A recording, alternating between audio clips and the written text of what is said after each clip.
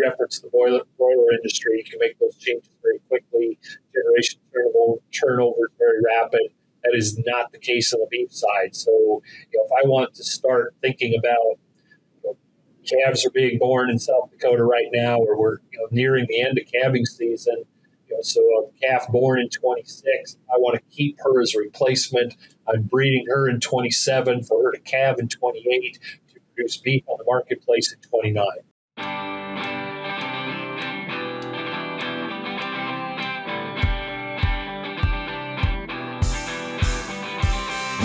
Welcome to the Feed Science Podcast. I'm Adam Farnholz, coming to you from the Animal Food Manufacturing Program here at North Carolina State University. On behalf of Wisenetics, thanks for joining us.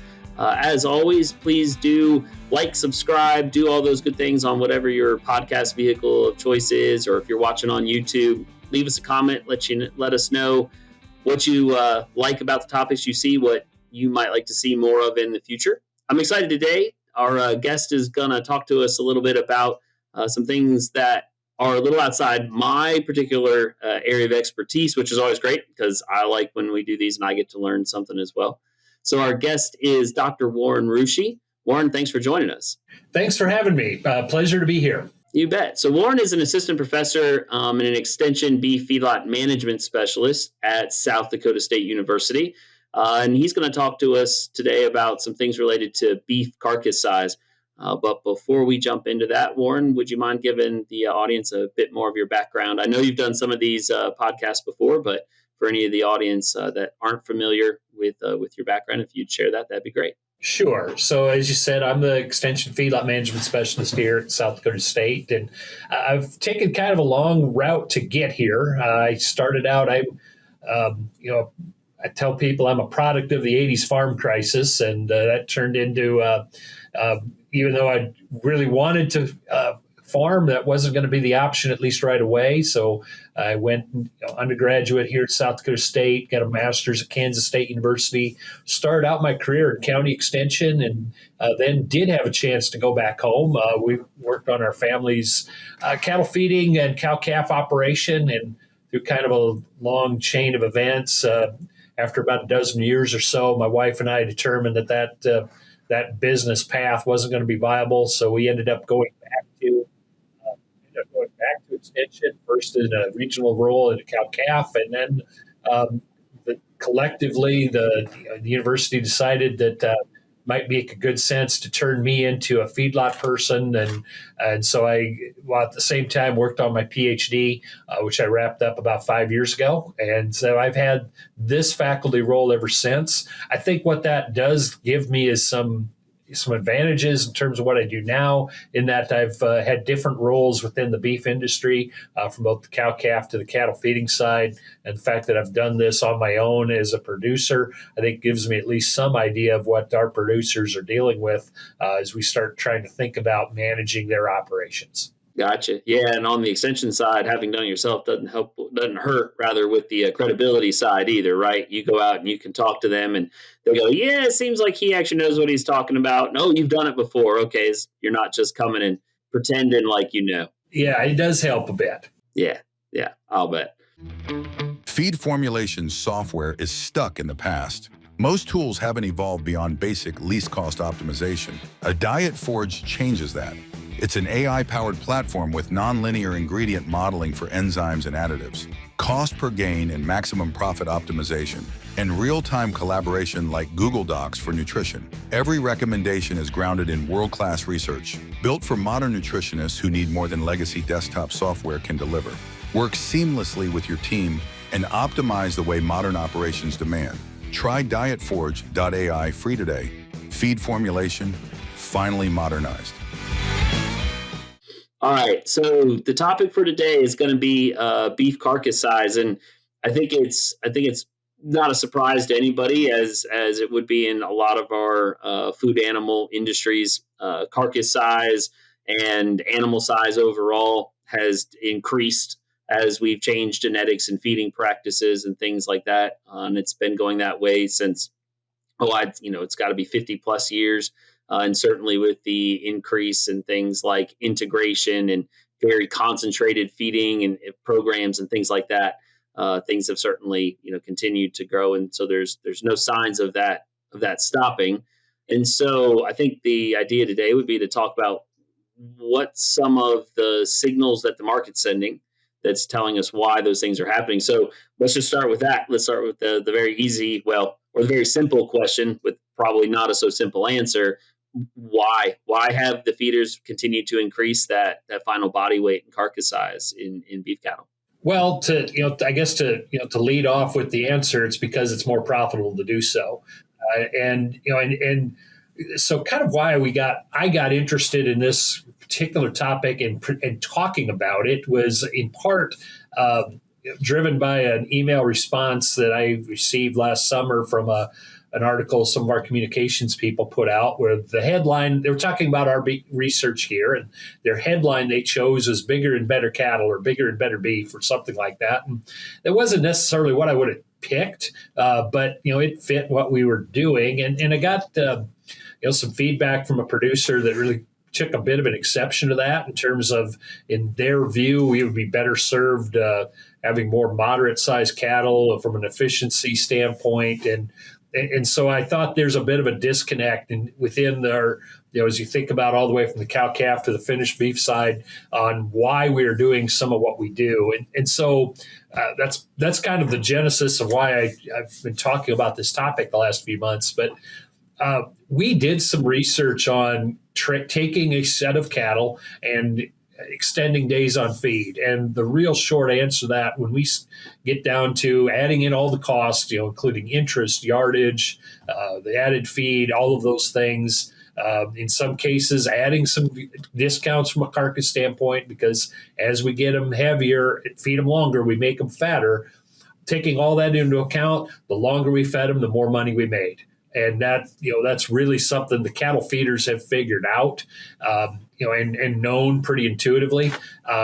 From a bigger picture standpoint, the tolerance from the packing side for heavier and fatter carcass has increased over time. To some extent,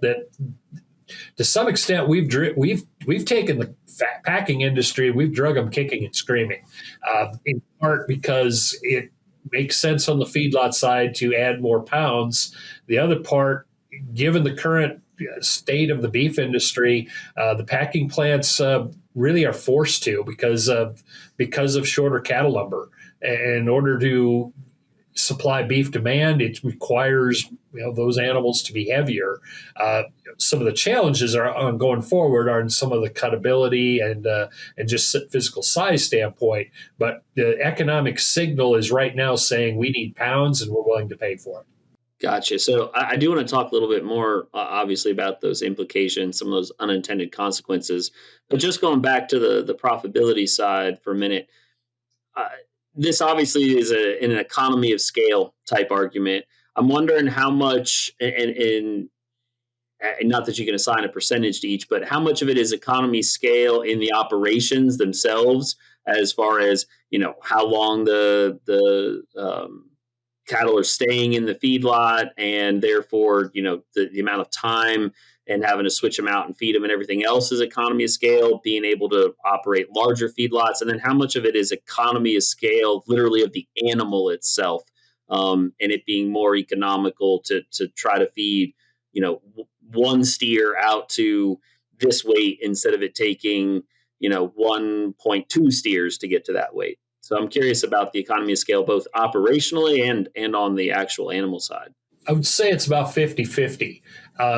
If we just go to the biology, and some of this has been driven by, as our industry has shifted from selling cattle on a live weight basis to selling it on a carcass weight basis, that the way the composition of that final weight gain has changed some of this. Because if we just measure feed efficiency on a live gain standpoint, we know that they get less efficient as they get towards the end of the feeding period.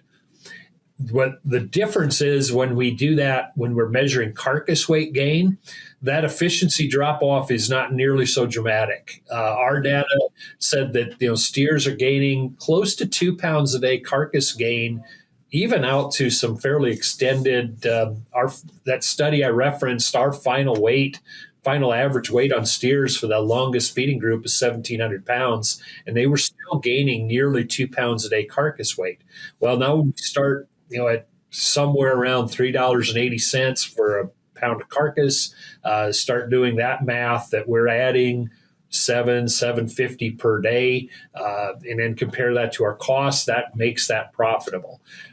So that's kind of on an individual animal basis, and it's why even our smaller, relatively speaking, smaller scaled feeders here in the upper Midwest have adapted this maybe to a faster extent than that. Then when you start looking at just overall financial management, the animal, if I don't have to go buy a replacement animal, and that the feeder cattle market has been absolutely on fire in the last year.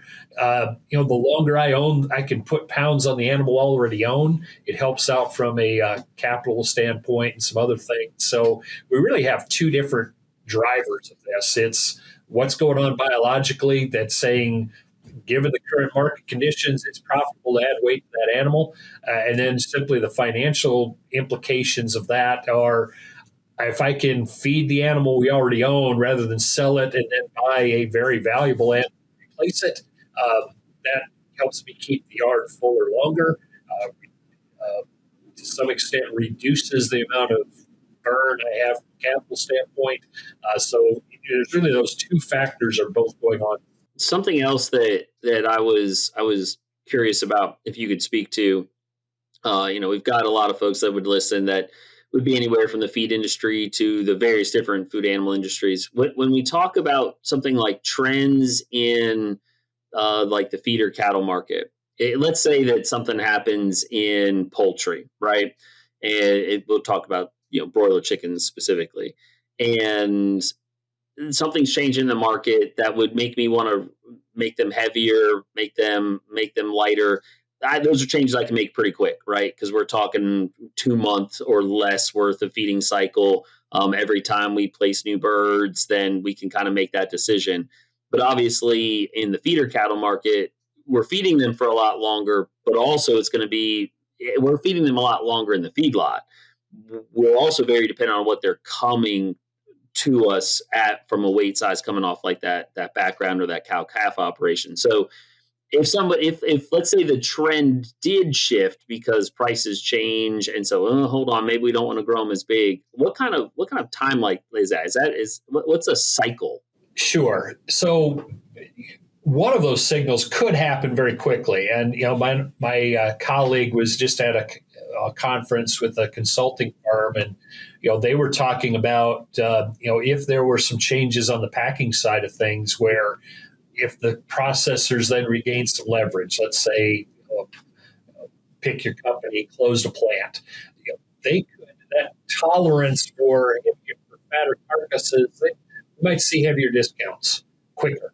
And so that could happen very quickly. And then that would mean now some of our decision making on individual pens of cattle might have to change in terms of, well, we can't tolerate as many fours. More yield grade 4s and 5s are now costing us more money. We may need to shift our target.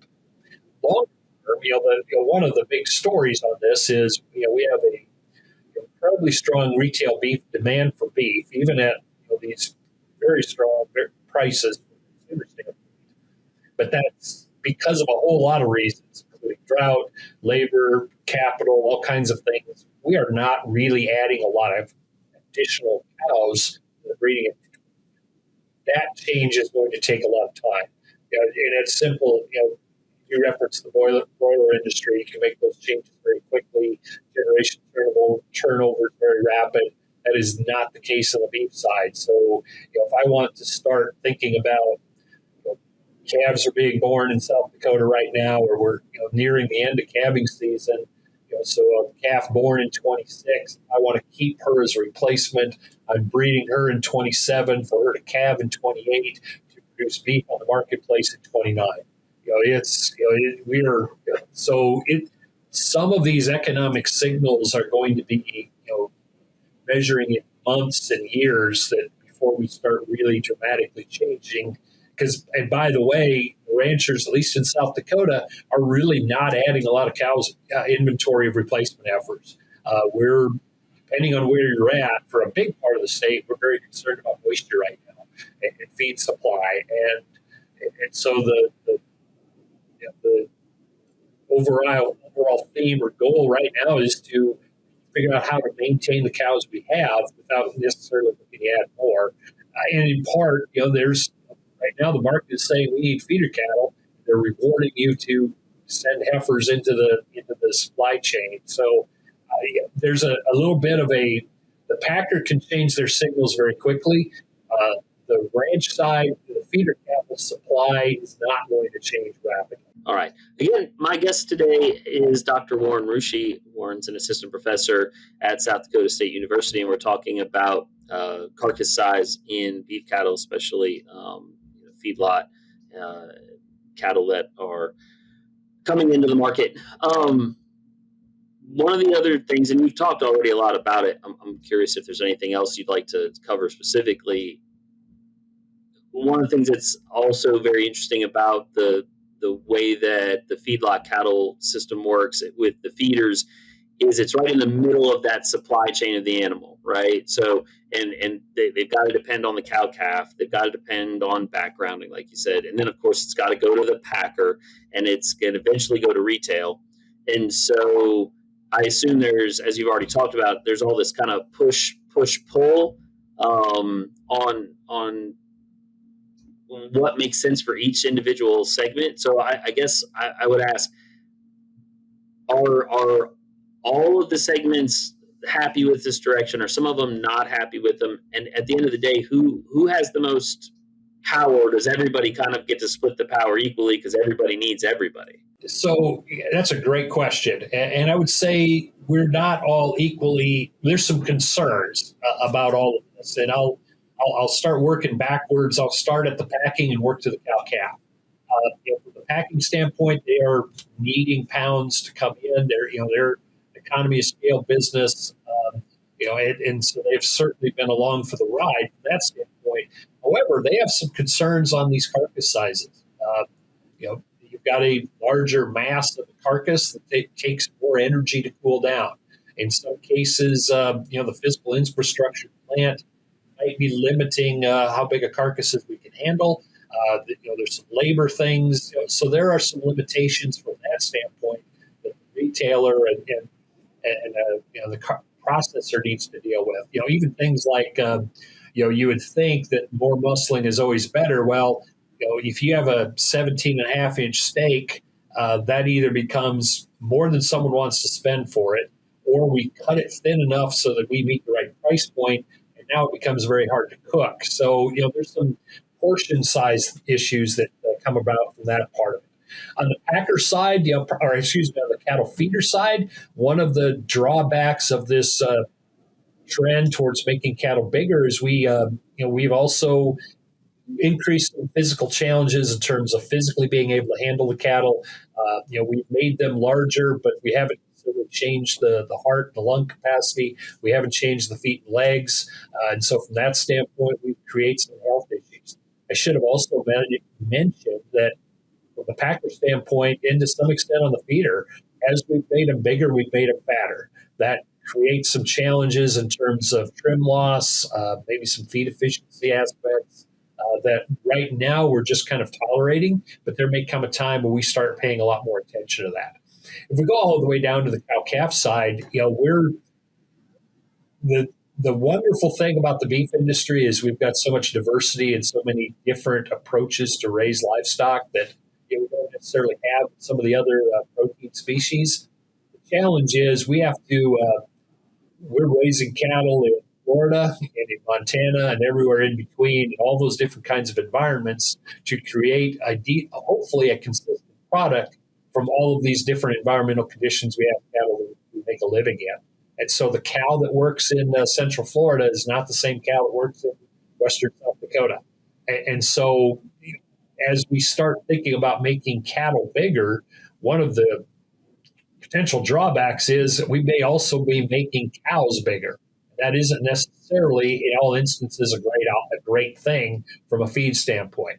Now, the good news in some of that, Dr. Paul Beck at Oklahoma State did a really nice job of summarizing some of the information information on cow size and carcass weight is that we're able to make cattle that we can make big out of some relatively moderate-sized cows. That study I referenced that we did here at South Dakota State, that was in partnership with the North American Limousine Foundation, where they worked with a couple commercial ranches in Montana. And the person that coordinated all that said, yeah, those cows are not necessarily all that big, nothing out of the ordinary, but we were able to take the sons and daughters, the steers out of those up to 1,700 pounds without any real issues from a health or cuttability standpoint. So that managing that variability and dealing with some of these unintended consequences as we start pushing things farther pushing the envelope a little farther, I think that's where our challenges are from a cattle management standpoint. Is how do we take all of these very varied industries and not communication across sectors is getting better, but we're certainly not linked to the same degree that poultry, swine, or even dairy might be. So we've got more independent operators up and down the chain with all differing approaches and priorities and what the ideal beef animal looks like in their segment of business. So I guess, and I would assume that that's, a pretty significant part of like the research that you're looking at, right? Is how do you mitigate those and how do you, like, what ideas are out there, I guess practically, but also I'm guessing a lot of it is just, as it is with anything else today, pulling the data together from all these places. And in your case, you've got a lot of different operations that are going to have everything from lots of data and lots of things you can plug into a market analysis to ones that have next to none because that's just not how they've operated forever. So what does that look like from a data management type of a standpoint? That's a great question. The packing and the feedlot industry do a pretty good job of managing data. As you alluded to on the cow-calf sector, that's a little more hit or miss. Some of what we focus on is just transferring information, even as simple as things like health records and so forth. What we're also working on, and this isn't, I don't know if this is exactly what you're getting at, but in terms of data and knowledge, some of the things we're working on a research standpoint is how do I take some of this variation that exists on the cow herd and then figure out how to create a consistent product on the other end. And so we're looking at things like, and this does relate, I think, to your audience, things like using roughage to a greater degree. We think that's one of the approaches that makes sense to take animals that maybe come from a more moderate or smaller frame cow and use a roughage to manipulate the growth curve, to essentially build skeleton, build muscle before we start putting on fat as a strategy to be able to have outweights that have been increased without changing the genetics on the cow side. From a technology standpoint, implants and specifically on the feed, the beta agonists, so things like Optiflex, Experior, and so forth, are tools that we can use really effectively to change how that looks like in terms of output. And then we've been doing some work on just differing approaches to nutrient requirements. For instance, we've been doing quite a bit of work here in the last 3 or 4 years on incorporating soy protein into cattle diets. That's not something we've looked at traditionally, really, for 25, 30 years. With the advent of corn processing, our industry has used distillers grains, corn wheat, so forth as kind of our go-to. We're taking a second look, and some of that's been driven by changes in soy crush and now more recently just changes in the soybean market. But we've been adding soy protein, whether that's heat treated or conventional soybean meal, and seeing some really interesting responses that, again, are helping us increase what we're seeing is increased output without necessarily changing anything from the genetic standpoint or necessarily. It's a technology that we can use in that one sector in the feedlot without asking downstream producers to change how they're doing business. Yeah, no, that is very interesting, and as you kind of alluded to from folks in kind of the animal food manufacturing side of the world, it's also interesting for those that don't know a lot of what goes on in the feedlot. In a lot of cases, the only processing that exists there is maybe like some steam flaking of some corn, and other than that, it's going into effectively TMR type wagons mixed with roughage, everything else. So in our world, work some like soy protein in is okay, so it's another ingredient that goes in, but one extra ingredient in the feedlot is not a small thing. Like that's something for them to have to deal with that they are not generally set up to do. Yeah, and that's been some of our as we've done started reporting out some of our data. Some of the initial studies, we got some pushback from some in the consulting world and the cattle feeders that I'm not sure we want to do that, but because of added complexity.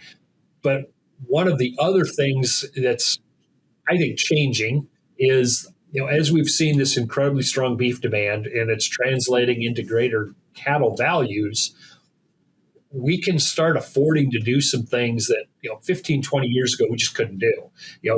When a pound of extra carcass weight is worth nearly $4, and there's that incentive in terms of maintaining or even improving us from a quality standpoint, we can start justifying some investment into feed inputs that didn't make sense when I was coming up in the industry, where we were trying to be the low cost producer at all times. And I think we're starting to get a mindset shift to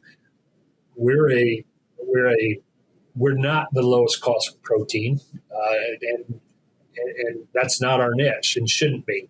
But so we can start making some investments that whether that's a different mineral source or a feed ingredient that perhaps costs a little bit more on the front end, but we're seeing some improvements in terms of output or quality.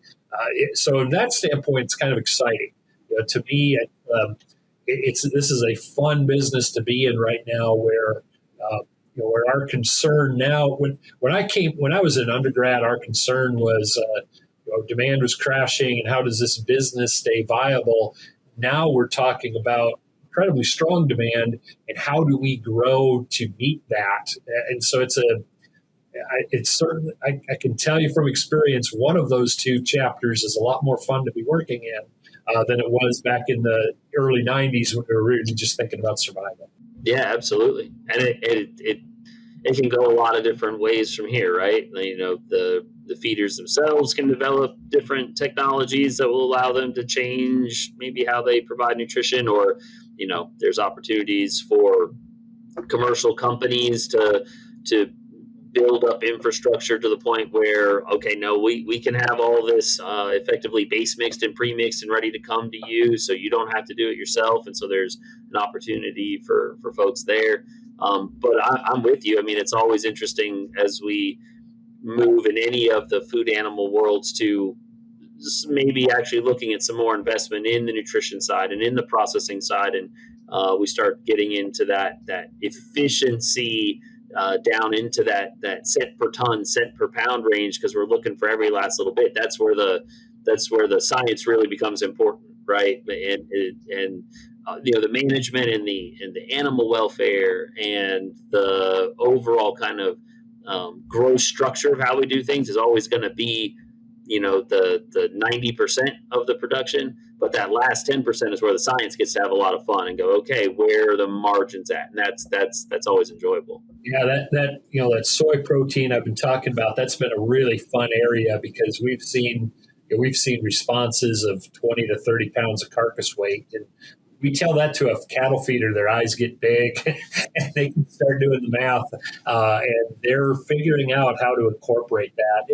And then we're going to be starting up a research project just in a few weeks, where I think it'll also help on the feed industry side, where we're looking at incorporating that soy protein into a value-added feed stuff that from a feed manufacturer now, rather than that type B feed that we would have used for that beta agonist, instead of using the cheapest carrier we find, we may be able to start incorporating some higher value, create a value-added feed that would also then generate into more margin, more commissions from the sales staff, kind of a virtuous circle where everyone gets we grew the pie and everyone gets a bigger piece. Yeah, very, very cool. Well, it's been a fun discussion. I've really enjoyed it. Like I said, not my typical area of expertise, but kid from Kansas originally, and so always talking about beef cattle is always kind of fun for me. Still got a lot of friends and folks, acquaintances that are in that world. So always like to hear a little bit about what's going on and the science about what it's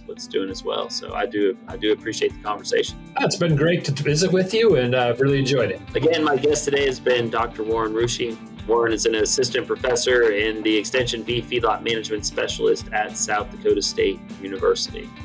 Again, thank you for listening to the Feed Science Podcast. I am Adam Fairnolds, coming to you from North Carolina State University. On behalf of Wise Genetics, thanks for listening, and we'll talk to you the next time.